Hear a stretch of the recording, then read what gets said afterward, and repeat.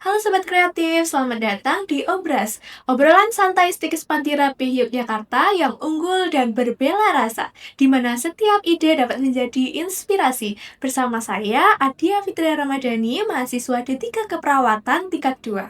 Nah, pada kali ini kita akan membahas topik yang sangat menarik dan sangat hangat diperbincangkan di media sosial, yaitu tentang NPD atau Narcissistic Personality Disorder. Sebelum lanjut, jangan lupa untuk like, comment, dan subscribe.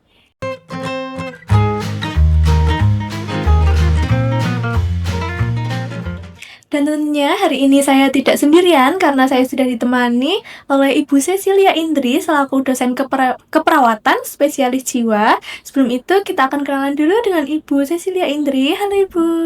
Halo Adia, halo semuanya.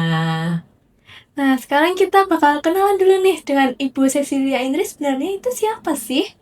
Halo semuanya.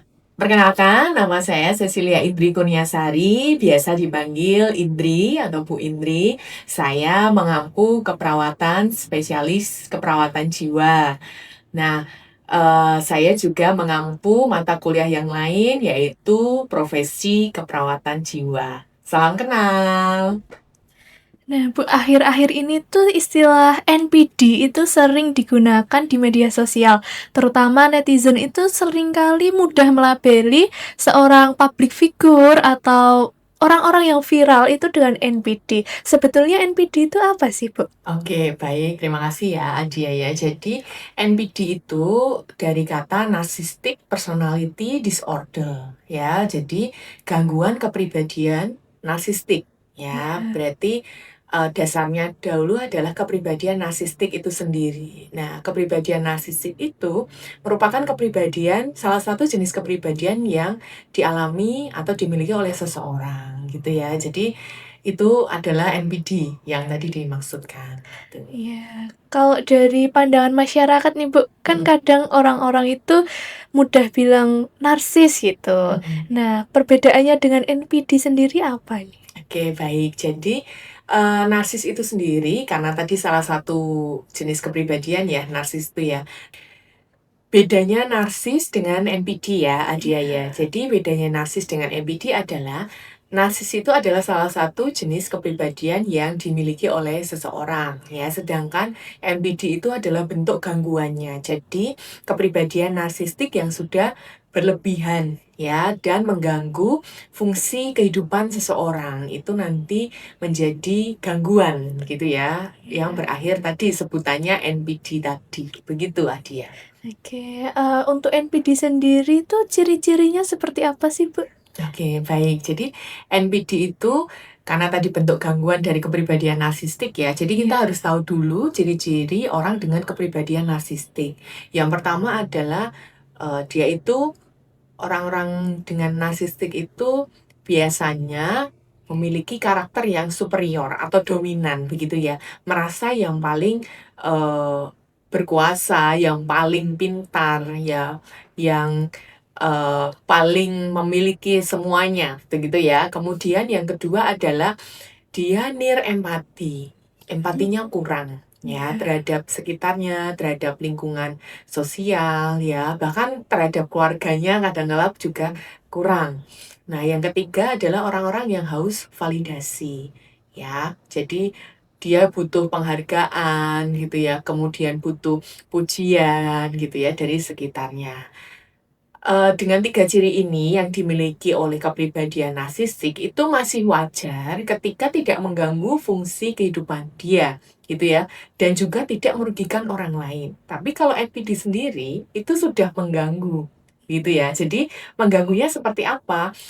Tadi ketika 3 ciri kepribadian narsistik ini itu merugikan orang lain. Jadi orang NPD ini memanfaatkan gitu ya, memanfaatkan orang lain untuk mencapai tadi ya, mencapai tujuannya dia. Dia ingin tenar ya, ingin dikenal, ingin punya banyak pujian, penghargaan ya, ingin dilihat. Karena tadi ya superior atau dominan gitu ya. Iya. Nah, itu merugikan orang lain. Kemudian yang selanjutnya merugikan orang lainnya adalah dia minim empati. gitu ya. Jadi tidak peduli dengan kondisi ya ataupun dengan situasi orang di sekitarnya ya. Jadi orang lagi sakit, orang lagi sibuk, pokoknya dia butuh gitu ya, harus selalu ada, harus selalu langsung dibantu gitu ya. Nah itu. Iya. Kemudian yang selanjutnya adalah nanti akan berdampak pada dinamika kelompok Hmm, gitu ya. Jadi nanti merugikan kelompok juga karena tadi ya dia karena merasa yang paling harus dianggap, harus yang iya. paling dilihat gitu Iya, ya. betul. Jadi individualnya tinggi, cukup tinggi ya, dan itu berakibat pada kerjasama kelompok, kerjasama tim, karena akan menimbulkan ketidaknyamanan dalam tim, sehingga nanti berakibat lingkungannya menjadi toksik gitu ya, menjadi Iya. menjadi tidak sehat lingkungan pertemanan ataupun lingkungan sosialnya begitu. Iya, orang dengan gangguan NPD atau masalah NPD ini, Bu, Mhm. itu tuh sebenarnya diakibatkan oleh faktor apa sih, Bu? Apakah inner child dari seseorang itu mempengaruhi, atau bagaimana dia di keluarga, atau bahkan dari teman-temannya yang mempengaruhi? Faktor apa saja? Oh iya, baik, pertanyaan bagus. Jadi, apa saja faktor yang mempengaruhi NPD ini adalah yang pertama itu dari riwayat genetik ya, sebenarnya ada faktor keturunan juga sebenarnya ya, narsistik itu sendiri ya. Nah, yang kedua adalah tadi dari pola asuh, ya, dari pola asuh orang tua dan juga pola asuh di dalam keluarga itu sendiri ya. Bagaimana orang tua itu memberikan perhatian gitu ya, kemudian memberikan porsi tugas perkembangan anak-anak, sesuai dengan masanya gitu ya, sesuai dengan kelompok usianya. Jadi setiap anak yang bertumbuh itu memiliki tugas perkembangannya masing-masing dan itu harus selalu dicapai gitu ya. Ketika itu tidak dicapai, tidak ada dukungan orang tua atau keluarga, itu menjadi resiko untuk adanya gangguan kepribadian di masa mendatang gitu ya. Yang kemudian yang ketiga, lingkungan sosial. Betul tadi kata Adia, pertemanan itu mempengaruhi juga ya. Ketika seseorang itu sudah mempunyai riwayat gitu ya, riwayat masa lalu ya inner child tadi ya, Iya. dari pola asuh yang tidak baik, kemudian lingkungan sosialnya dia memaksa secara tidak langsung dia untuk selalu eksis, selalu mengikuti tren yang padahal mungkin dia tidak bisa mencapai tren itu gitu ya. Itu juga turut menjadi faktor yang mempengaruhi adanya ya tanda-tanda yang mengarah pada NPD gitu ya. Kemudian trauma masa lalu itu juga berpengaruh ya, Adia dan teman-teman ya. Jadi trauma masa lalu itu juga mempengaruhi seseorang dalam karakternya yang membentuk kepribadiannya dia. Jadi narsistiknya bisa menjadi lebih parah gitu ya karena ada luka batin ya, trauma masa lalu yang tidak disembuhkan gitu ya, tidak ditangani gitu. Jadi ada 4 faktor yang eee, dominan untuk mempengaruhi seseorang dari narsistik menjadi NPD itu sendiri gitu. Iya. Kemudian, orang dengan NPD ini, itu tuh dampaknya untuk orang sekitarnya bagaimana, Bu? Dampak untuk diri sendirinya dan juga dampak orang sekitar. Oke, baik. Jadi, untuk dampak ya orang-orang yang, punya tanda gejala NPD karena sekali lagi ya teman-teman dan Nadia ya sobat kreatif ya. Nah itu tidak boleh self diagnose ya, Iya. mendiagnosa sendiri atau menghakimi orang lain, "Oh orang ini pasti NPD," itu tidak boleh ya karena semua, gangguan itu perlu ditangani lebih lanjut oleh profesional, yaitu para ahli kesehatan jiwa gitu ya. Jadi tidak boleh mendoktrin atau melabel ya tadi ya, seorang dengan Iya. NPD. Tetapi tadi ya, bagaimana dampaknya terhadap diri sendiri. Kalau terhadap diri sendiri yang pertama adalah karena seseorang yang NPD itu mayoritas dia itu manipulatif, ya, memanipulasi, ya, punya, sikap-sikap yang manipulatif yang nantinya merugikan, interaksinya, hubungan sosialnya dia dengan orang lain, begitu ya. Otomatis akan merugikan dirinya sendiri juga karena dia menjadi tidak punya banyak teman ya, tidak punya banyak teman di sini bukan karena pilihannya dia memang tidak punya tidak ingin banyak berteman gitu ya, tetapi karena kepribadian narsistiknya ini sudah berlebihan begitu ya, yang akhirnya merugikan orang lain tadi. Itu dampaknya bagi dia sendiri. Kemudian dampaknya bagi lingkungan sekitar ya secara umum itu adalah mempengaruhi kerjasama tim. Ya, kerjasama tim menjadi tidak efektif karena seseorang harus selalu yang dianggap yang paling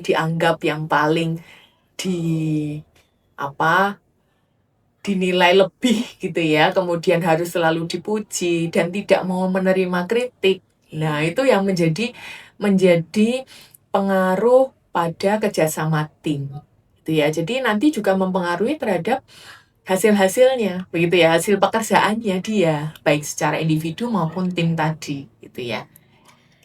Terus sejauh Ibu Indri sebagai dosen atau sebagai perawat yang bertemu langsung dengan pasien, itu apakah ada atau menemui seseorang dengan gangguan NPD ini yang menjadi korban, Bu?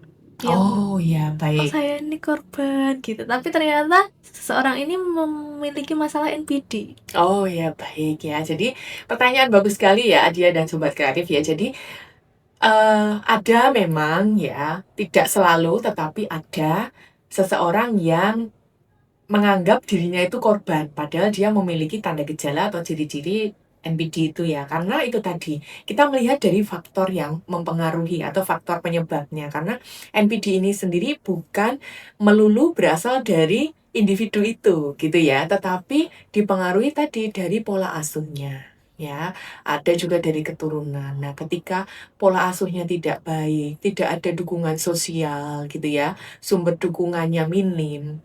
Kemudian tadi dia berada di lingkungan yang toksik ya, ibaratnya begitu ya, lingkungan yang tidak ada support baik positif begitu, maka kalau dia merasa korban itu juga bisa dibilang demikian gitu ya. Jadi tidak melulu NPD ini merupakan dalam arti dia aja yang merugikan gitu ya. Ternyata dia itu sebenarnya juga dirugikan gitu ya dari pola asuh yang parenting atau pola asuh yang tidak baik itu tadi ya. Kemudian lingkungan pertemanan yang ya tadi sudah negatif gitu ya dari awalnya, tetapi tidak disadari negatifnya gitu ya.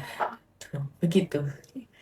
Terus apabila kita punya teman, keluarga, atau pasangan yang memiliki masalah NPD ini, Bu, sebaiknya apa yang kita lakukan? Oke, baik ya. Jadi Sobat Kreatif sendiri ya dan juga Alia, ketika kita memiliki teman dekat ya atau sahabat yang memang punya ya tanda gejala ciri-ciri NPD ini, yang harus kita lakukan pertama kita harus menerapkan batasan ya, batasan di dalam pertemanan ya atau kedekatan gitu ya. Batasan ini nanti mempengaruhi kesehatan mental kita juga gitu ya. Karena apa? Orang-orang dengan ciri-ciri NPD ini dia tidak mau dikritik gitu ya, dan minim empatinya. Jadi ketika kita punya orang terdekat ya atau keluarga, teman, sahabat yang memiliki ciri-ciri NPD, sebaiknya kita harus tahu ketegasannya. Maksudnya kita harus menerapkan batasan ketegasannya itu. Iya. Ya, jadi hubungan saya dan dia itu komunikasinya hanya sebatas ini, tidak lebih begitu ya. Dan yang kedua adalah kita jadi pendengar saja. Ya, pendengar yang baik saja, tidak usah menanggapi hal-hal yang dia sampaikan gitu ya, karena akan berakibat menjadi drama. Ya, drama yang berkepanjangan. Nanti akan ada muncul apa namanya, manipulasi tadi ya, manipulatifnya dia gitu ya. Jadi mending menjadi pendengar yang baik itu tadi gitu. Yang kemudian yang ketiga tetap ya, kita harus fokus ke kesehatan mental kita sendiri ya. Ketika kita fokus ke kesehatan mental kita dan kita berteman dengan teman yang narsistik gitu ya, itu kita akan menjaga jarak gitu ya. Jadi bukan membatasi saja tapi juga menjaga jarak. Kalau memang sudah terlanjur itu pasangan kita gitu ya, nah kita menjaga jaraknya bukan terus, pisah gitu ya, pisah, tetapi lebih kepada kita menerapkan batasan itu tadi, gitu. Karena ya menjaga kesehatan mental kita juga penting ya, Iya, jangan sampai kita betul. masuk dalam, eee, sikap-sikap dia yang manipulatif dan lainnya, begitu. Iya. Dan selanjutnya kita bisa untuk, mengajak dia dalam sesi sharing, tapi ditemani oleh tadi ya, yang lebih, senior gitu ya, Iya. atau, eee orang-orang yang sudah profesional di dalam kesehatan jiwa ya, untuk mendampingi sesi sharing itu. Jadi ada, masukan-masukan, nasehat yang bisa diberikan gitu. Itu yang opsi terakhirnya, begitu. Iya. Kemudian untuk mahasiswa nih, Bu, Mhm, kita sebagai mahasiswa itu kan, ingin divalidasi, oh berprestasi begitu. mhm. Apakah kita tuh boleh narsis dan eksis? Oke, baik, pertanyaannya bagus sekali ya. Jadi, teman-teman sobat kreatif, mahasiswa itu ya, zaman sekarang ini wajib untuk eksis gitu ya. Eksis itu artinya dia itu ada keberadaannya gitu ya, dianggap ada gitu ya. Eksis itu kan dianggap ada. Maksudnya eksis di sini adalah mahasiswa itu harus eksis secara positif ya. Narsis secara positif itu tadi ya, tidak berlebihan kalau narsis ya. Iya. Nah, dalam kaitannya akademik maupun non-akademik, ya. Jadi, dia itu harus selalu eksis di dalam perkuliahan, selalu hadir, ya. Kemudian kalau ada diskusi tanya jawab, ya dia selalu, bisa bertanya dan mungkin bisa memberi masukan gitu ya, itu yang kami harapkan, gitu. Kemudian dari segi non-akademis, itu eksis di prestasi-prestasi non-akademis. Jadi seperti, olahraga ya, kemudian seni dan yang lainnya gitu ya, di luar bidang keilmuan yang dia tekuni gitu, akan sangat baik gitu, akan sangat positif gitu ya. Iya, iya. Jadi eksisnya itu kemudian diteruskan narsisnya itu ya dengan posting prestasinya itu akan baik, tetapi tadi ya, secukupnya, sewajarnya, tidak berlebihan dan tidak sampai merugikan itu tadi, orang lain, memanfaatkan orang lain itu tadi. Ah, iya. Heeh, Nah, yang terakhir ini, Bu, mhm, kan di media sosial ini seperti memberi ruang besar untuk mhm, seseorang itu narsis. hmm. Dan kita kan, nggak kita, semua orang itu selalu ingin dipuji, ingin terlihat bagus, begitu. Menurut Ibu, apakah media sosial ini memberi, apa ya, memperkuat seseorang untuk memiliki sifat NPD? Oh iya, baik. Terima kasih Nadia. Jadi, Sobat Kreatif, kita menyadari bersama saat ini perkembangan teknologi sangat-sangat maju ya. Dalam hal ini ada perkembangan media sosial gitu ya, karena itu tadi ya, dampak dari perkembangan teknologi. Dan, kita memaklumi bersama kalau ada satu orang yang memiliki berbagai akun media sosial gitu ya. Mmm.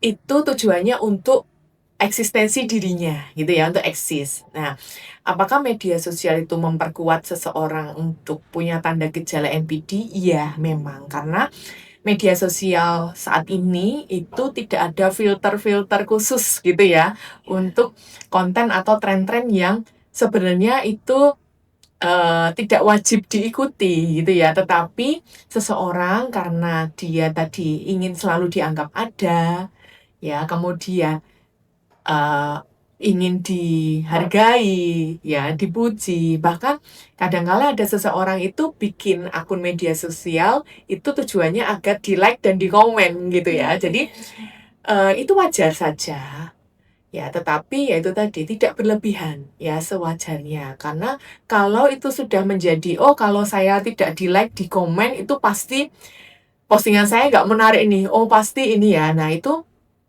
menjadi tidak wajar ya, akhirnya menimbulkan itu tadi, gitu ya. Jadi media sosial salah satu hal, ya, salah satu, media sarana yang bisa berisiko, Mmm, ya, pada seseorang untuk meningkatkan tanda gejala NPD itu tadi, terutama pada iya. seseorang yang sudah memiliki kepribadian narsis itu sendiri Iya. gitu. Berarti dengan adanya media sosial ini, seseorang dengan pribadi yang narsis itu tadi merasa difasilitasi gitu ya, Bu, bisa Iya, dibilang. iya betul sekali ya, Iya. difasilitasi dan tadi ketika didukung ya, Iya. itu tadi ya didukung kok 1, 2 postingannya FYP viral gitu ya kalau bahasa anak sekarang gitu ya. Iya. Jadi dia ada keinginan yang, "Oh, saya mau lagi saya mau lagi saya mau lagi, posting lagi," ya Iya. gitu. Jadi rawan memang ya, berisiko. Ya memang kembali lagi ke dirinya sendiri, itu. Baik. Menarik sekali pembahasan kita pada episode kali ini. Kita jadi tahu bahwa eksis dan narsis itu sebenarnya penting dan sewajarnya saja. Di sini kita juga menjadi tahu bahwasanya kita itu harus lebih bijak menggunakan media sosial dan jangan mudah untuk melabeli seseorang dengan NPD. Hanya dari potongan-potongan atau cuplikan dari video saja. Untuk selanjutnya kita dengarkan kesan dan pesan dari Ibu Indri, silahkan. Iya, baik terima kasih. Jadi sobat kreatif semua, ya, narsis boleh, eksis boleh, NPD jangan ya. Bijaklah menggunakan media sosial kalian, ya. Pergunakanlah media sosial untuk konten-konten yang kreatif dan positif, ya, dan tidak merugikan orang lain atau lingkungan sekitar kalian, ya. Jadi bangunlah, ya, bentuklah kalian menjadi pribadi-pribadi yang tangguh, ya, dan bisa membawa masa depan yang lebih baik untuk diri kalian sendiri. Gitu. Ya, terima kasih Bu Indri atas sharing-sharingnya di podcast kali ini. Semoga sangat bermanfaat bagi saya dan sobat kreatif semua. Saya Adia Fitri Ramadhani, pamit undur diri. Sampai jumpa di podcast selanjutnya.